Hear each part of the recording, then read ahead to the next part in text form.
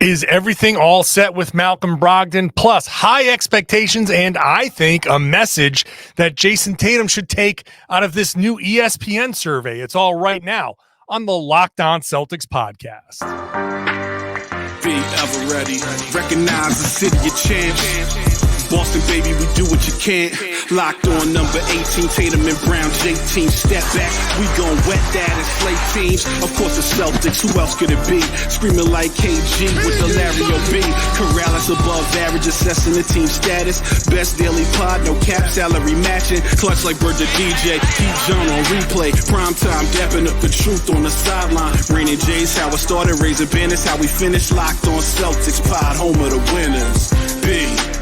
Hey there, welcome back to the Locked On Celtics podcast, right here on the Locked On Podcast Network, where it's your team every day, and I'm here for you every day with a free, fresh podcast dropped directly to your device if you are a subscriber, so make sure you are subscribed. Get this show on YouTube as well. Hop into the comment section and let me know what you think. I'm John Karalis. I played ball a long time ago, and now I'm covering the Celtics for Boston Sports Journal, and today we got a lot going on here. Later on, the ESPN survey of scouts, coaches, and executives, the expectations on Boston, and the message that I think Jayson Tatum should take out of it. If I'm a player, I'm looking at that survey. If I'm Jayson Tatum, I'm taking it personally. Talk about that. We're going to start off with Malcolm Brogdon, Brad Stevens talking to Gary Washburn of the Boston Globe.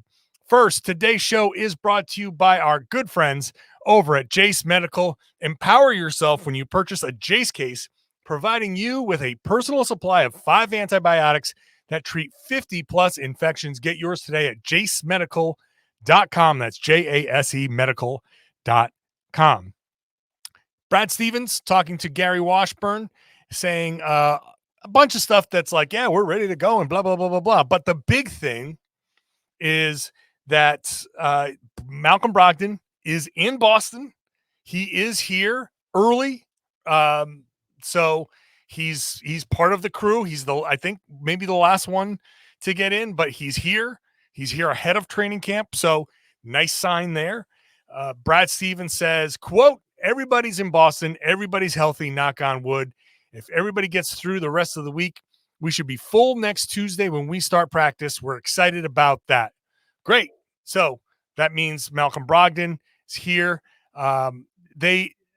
Stevens addresses the whole thing with Malcolm Brogdon, saying, I would say he had every right to feel upset. We said that this summer, but he's a real pro, and we've had several discussions.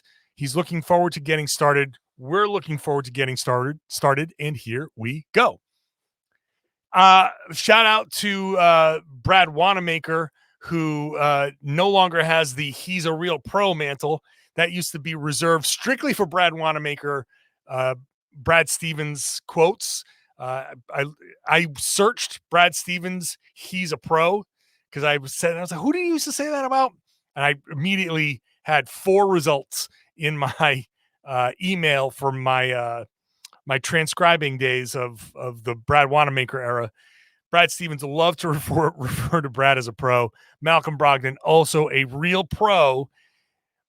I mean, a lot of this controversy, if we can even call it that, started with, as I've said on a previous podcast, started with Gary talking on a podcast, and an aggregator from some site somewhere pulled a sentence or two out of that podcast, didn't go further into the podcast for clarification, didn't go further into the podcast for context. This is something that happens now.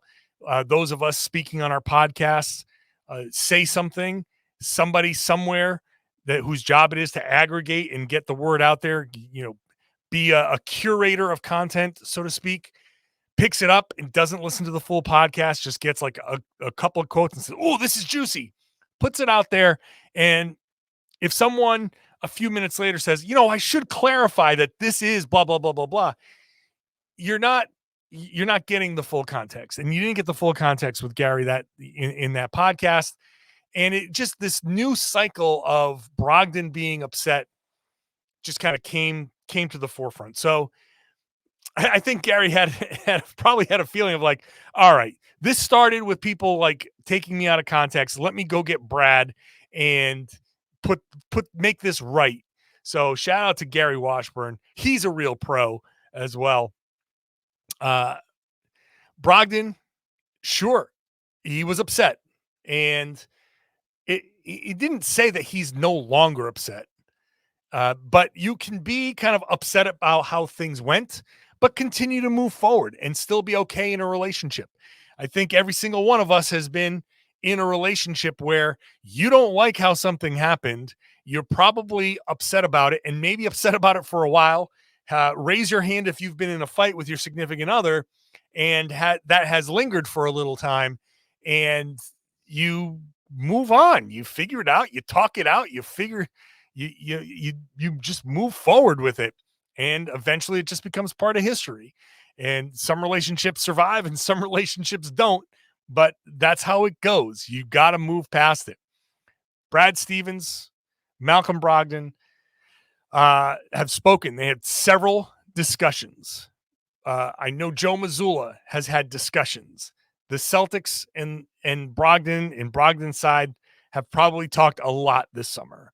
So he's here. He's ready to go. When Monday rolls around, all of us who are there at Media Day, we will ask Brogdon. It's going to be the big story coming out of Media Day. One of the big stories coming out of Media Day. How will be our first opportunity to talk to Malcolm. So Monday night, when I record my Tuesday podcast next week, I'll play you what Malcolm Brogdon says so you can hear for yourself in full context what he said, how he said it, so you can hear it for yourself. All right.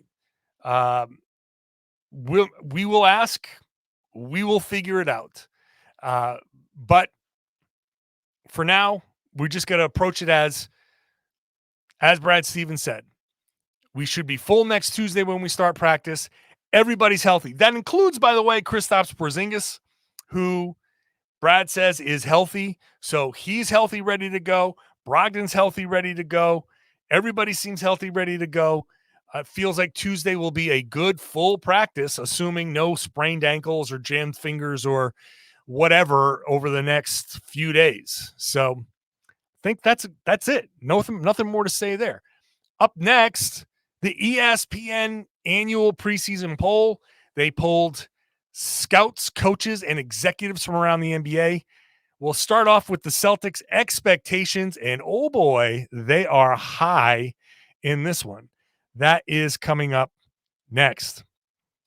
First, today's show is brought to you by Jase Medical. Jase Medical wants to keep you prepared for anything, whatever you are doing. If you find yourself out somewhere, somehow, weather-related emergency, camping-related emergency, supply chain issue, store closing issue, you need antibiotics for something, and it's not easy or available for you. Jase Medical is going to help you out because they've got the Jase case.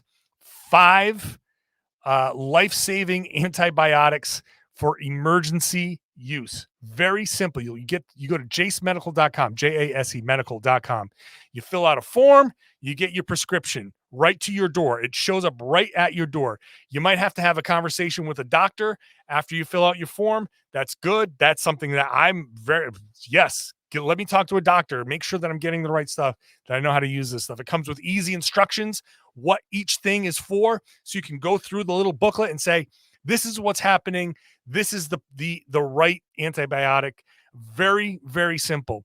There are any number of issues that can happen where you find yourself with a cut that's getting infected, that you can't find your doctor, you can't reach your doctor, you can't reach the medicine that you need. You cannot let something like that go. That's why the Jase case is very, very helpful. You just want to be prepared. This is the era of being prepared for just about anything. Storms are getting crazy. There are shortages. There are supply chain issues. Who knows what? So go to Jase Medical right now, jasemedical.com, JASE. you can get $20 off on these life-saving antibiotics from Jase Medical by using the code LOCKEDON at checkout. So use that code LOCKEDON at checkout at jasemedical.com. That's JASE medical.com. Thank you for making Locked On Celtics your first listen every day. Go check out Locked On NBA. I've recorded today's show with Jake Madison. We talk about the survey that I'm about to talk about. We talk about Klay Thompson. We talk about Damian Lillard, the Klay Thompson extension with the Warriors. That's who he plays for, the Golden State Warriors. Whether that should happen, and the Damian Lillard saga, which is just going to be on and on and on and on. By the way, I was also on Locked On Heat talking about the Celtics' interest in Dame, which I think is nothing. They're not going to get involved. They're not trading for Damian Lillard. Like, that's done. Forget it. They might get involved at maybe a third team, fourth team, but as the primary team getting Dame, no, that's not happening. So I don't know why odds makers have put Boston at such a high, such good odds. I'd stay away. If there's a bet to be made, don't bet on the Celtics getting Damian Lillard. Doesn't make any sense. So the Celtics are the favorites in the new ESPN preseason survey. Again, they polled 15 scouts, coaches, and executives from across the NBA. So it's just 15 people. It's not too scientific. It's not whatever. But who will win the East? 9 votes. 9 of the 15 go to the Boston Celtics. The other 6 go to the Milwaukee Bucks. Who will be the NBA champs? Boston Celtics get 6. Denver Nuggets get 5. Milwaukee Bucks get 2. And Phoenix Suns get 2 votes. So the expectations for Boston are high, right? Now I have to read this little disclaimer about because Tim Bontemps, who does a great job with all of this stuff, makes sure to note this category has had a checkered track record of success. In the year Boston and the Warriors met in the finals, Boston didn't get a single vote to win the East. The Warriors didn't get a single vote to win the title. So that's not it's not an indication of who is going to make it, but it is a good indication of people expecting the Celtics to make it all the way and saying, as this Western executive says in the piece, this is their window. You cannot say it any better than that. This is Boston's window. This is it. The next 2 seasons, you basically got 2 years, but this is the best chance Boston has. It's this season. I cannot emphasize that enough, because next year, Malcolm Brogdon will likely be gone. The second apron kicks into full effect next summer. So everything gets a lot harder for teams that are close to or over the second apron. Boston is going to be very allergic to that second apron. So next year's team is going to be harder to put together. This year's team is going to be the best collection of talent overall and supporting cast. This is it. And they've got the tools this year with obviously trades, a traded player exception that they didn't create it just so they could, specifically to create the exception. But I mean, they traded Grant Williams to Dallas for nothing, for a salary dump. They got a $6.2 million traded player exception out of it just because. But it's a tool that they can use. They have it. They have these options to get better this year if they need to. It's their best chance this season. This team, it's as good as it's going to get in this new CBA era. It's as good as it's going to get with Jaylen Brown and Jayson Tatum on this team. I don't know what the future is going to bring as far as the Jays go, but a long-term Tatum, Brown, Porzingis trio combination, that's not going to last. That's not going to last. You got this year, next year. The year after that, I don't know. Something's going to have to change. one of those three, or Derek White, or somebody else, or Robert Williams. You can't have all of those guys on the team and put together a championship level team. This is the season. This is their window. The new collective bargaining agreement has made it so this season is their best chance. I'm sorry. It's collateral damage. The deal, which we all focus on this one part of the deal does also create a situation where teams at the bottom have to spend money. They can't just lowball everybody, stay below the floor and whatever, rent out their caps. And it creates a system where teams have to spend money, but if you spend too much, it's going to be too expensive, right? So the new CBA, as far as it impacts Boston, it shortens their window. We've talked about this. They were on a path doing it the right way. They were on a path of we're adding talent. We're using our exceptions to add talent. We've got Tatum and Brown and Smart and all of those guys, and we're going to use the mid-level as it's available. We're going to make our trades when we need to. We're going to add decent players with that mid-level, and we're just going to be an expensive team. The owners are going to pay the tax, but that's how it works. You become expensive, you pay the tax for a while. The repeater tax makes it very punitive. Then you have to break the team up. Well, sorry that the Golden State Warriors and the LA Clippers have busted that whole system. This new system was aimed at preventing the Warriors and the Clippers from doing that. It's going to work eventually, but Boston and Milwaukee and Denver and a few other teams, they're starting to get so expensive that it's going to shorten their windows. It's going to make it very, very difficult. Now, Jayson Tatum is going to have to raise his game. Nikola Jokic keeps that window open for a little while longer because he raises everybody's game to a point where maybe you can spend a little less money, but Jokic just makes everybody so much better that they're going to be somewhat championship level, contender level for a little bit longer. You need a player on your team that raises everybody's game to that level. Tatum is great, but he is not at that level yet, which is the message that he should be taking from the rest of this survey, which is something that I'm going to talk about next. I want to thank everybody for making Locked On Celtics your first listen every day.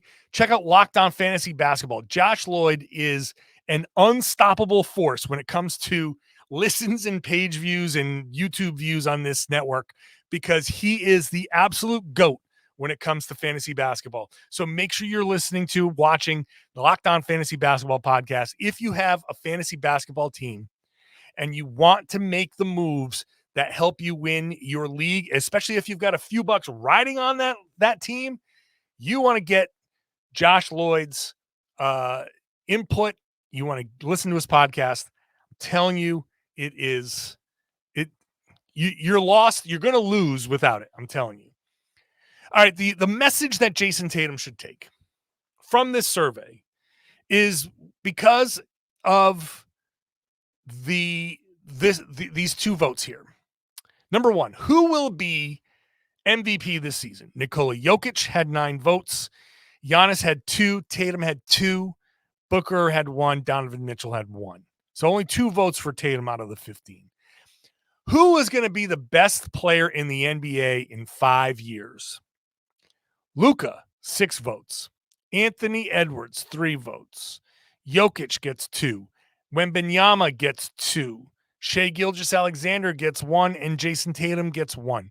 So one person out of the 15 says Jayson Tatum is going to be the best player in the NBA in 5 years.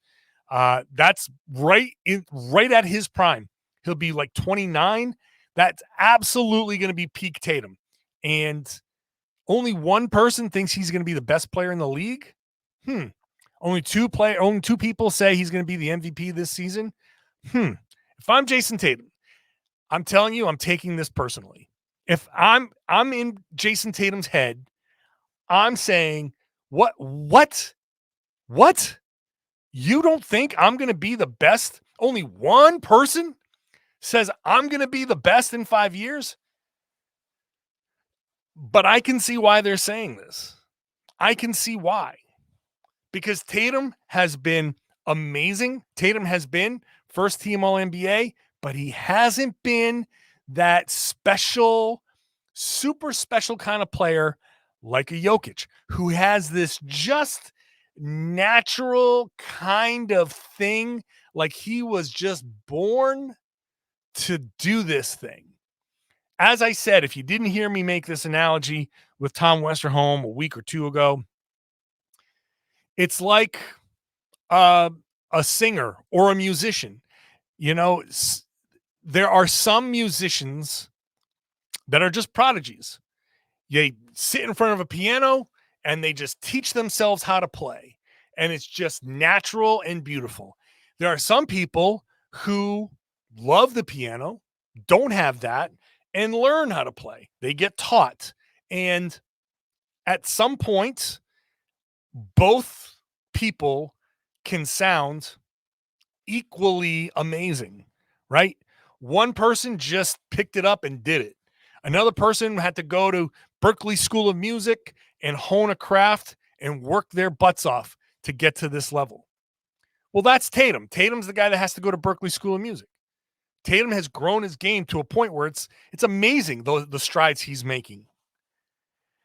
But he doesn't have that thing. He didn't teach himself how to play piano. Nikola Jokic did. He just picked it up and started playing Great Balls of Fire at 5. You know, that type of guy. He's like Mozart. He's like Beethoven. He's like, just figure it out. Writing all of these, composing pieces as children. And it's a little bit different. That natural, just born with it in your DNA type of ability. Those are the guys who tend to become MVPs.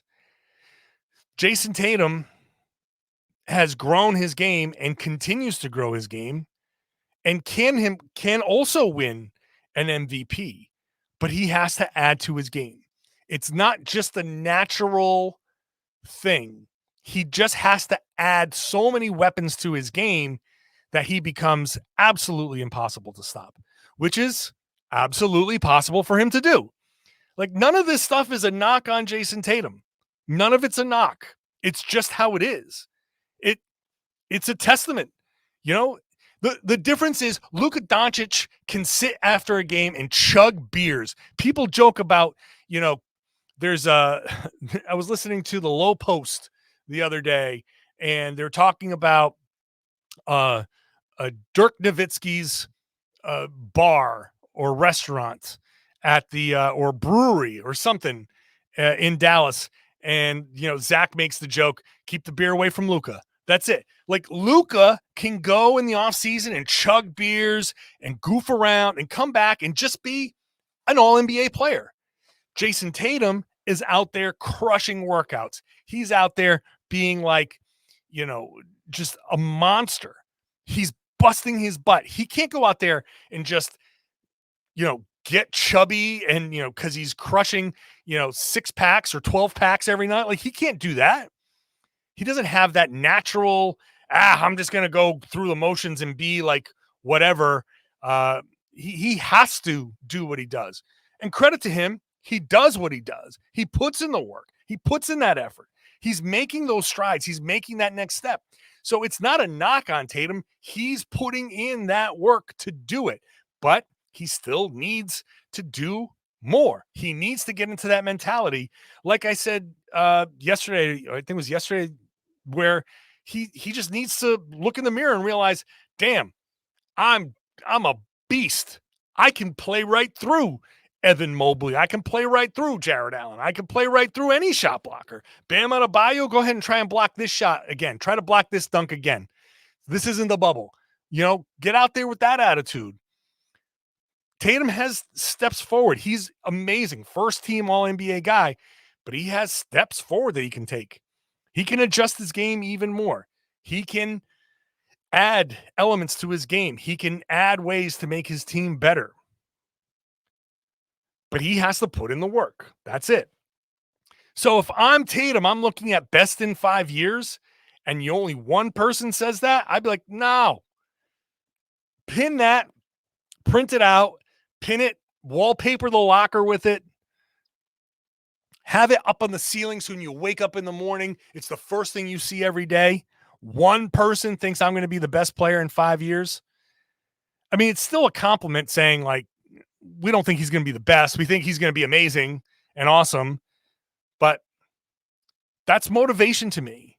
And he needs that motivation to take that next step, because these are the hardest steps to take. There's no doubt in my mind. These next steps for Tatum, they're the hardest ones to take. Why? Because he's already first team All-NBA. He's already going to go get that Supermax. He knows after next season, he can opt out and he's going to get a 5-year, 350, 60, whatever $1 million contract. He's going to make 50, 60, $70 million a year. He already, no matter what, he does not have to get any better. He does not have to get any better to gross $1 billion with a B in gross salary and gross endorsement money by the time he's done playing. That is within the realm of possibility, because he will make over $600 million, $700 million, something like that in just salary alone. 350 plus 2 in another contract after that, whatever that salary cap grows to after that, 600 million, 700 million plus endorsements like crazy. He can get close to $1 billion, if not over $1 billion by the time he's done playing. Just depends on how long he plays. And he doesn't have to get any better for that to happen. He just has to stay as good as he is right now. If you got everything except the championship, but if you've got everything, if you're set for your life and Deuce's life and Deuce's life and Deuce's life, whatever the generations, however many, just the Tatums are set forever and ever and ever until the sun swallows the earth. And he doesn't have to get any better, but he needs to. If he's going to lead this team to a championship, if he's going to make it onto that Celtics Mount Rushmore, if he's going to make it into the top 5 discussion of all time or top 10 discussion of all time, like, he has to get better. But because his life is set, just everything is just there for him, these next few steps, this next bit of hard work this summer, next summer, the summer after that, the summer after that, those next 2, 3, 4 steps that you got to take to go from great to the greatest, those are the most difficult steps to take. So any bit of motivation you can get, buddy, use it, grab it, hold on to it, prove these people wrong, and say, 1 vote, I'll show you. I'll show you. That's where Tatum needs to get to. All right, appreciate everybody listening to this show. Hope everybody enjoyed this show. Thank you so much for listening, for subscribing. If you haven't subscribed and you're at this point, what are you doing? Love to have you on board. Subscribe on the audio, whatever podcasting app you prefer, Apple, Spotify, whatever other app is out there. Hit it. Watch the show on YouTube. If you like to watch the show, like to see what I'm wearing, whatever you want to see, all my crazy gestures and stuff, sure, go for it. Hop onto that YouTube page. Hop into the comment section. That's the best part about the YouTube page. Hop into the comment section. Let me know what you think. Let me know what your opinion is. Do you agree about Tatum? Do you not? And if you are here Monday through Friday with me, if you're an everydayer, I'd love it if you share the podcast, spread the word, Tell your friends that they should be listening to and watching the Locked On Celtics podcast right here on the Locked On Podcast Network. It's your team every day.